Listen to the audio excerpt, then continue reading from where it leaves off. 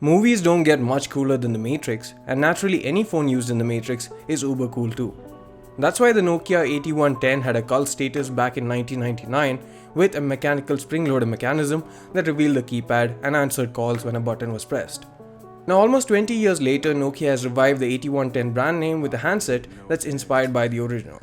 This is Sandeep from RevAtlas, and here are our first impressions. The design is pretty much reminiscent of the OG 8110, but this new one kind of adds modern touch to it. Firstly, it's available in a new yellow color alongside the black, while the original was available only in the latter. The phone retains a very similar form factor with a sliding cover that protects the keypad and has also become a whole 10mm thinner. It's still thick compared to a modern smartphone at 14.9mm, but for a phone like this, that's totally fine. Gone are the automatic spring-loading mechanism that revealed the keypad and also the external antenna, but no one is likely to miss the latter.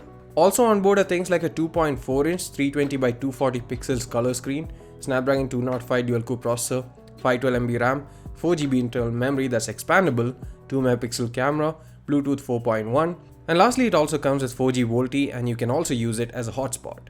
Not really class-leading features of 2018, but none of these were existent back when the original 8110 was selling in stores.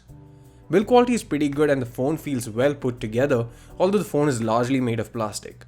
In 2018, this phone might not make sense for a lot of people, but for some who, like me, talk a lot over the phone, it might still be a good purchase as it provides good talk time from the 1500 mAh battery and the curved body ensures better proximity of the mic to your mouth.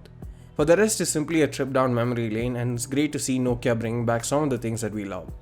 The 8110 4G will be available for purchase at Rs 5,999 from 24th October onwards. Thanks for watching this video, see you again in the next one.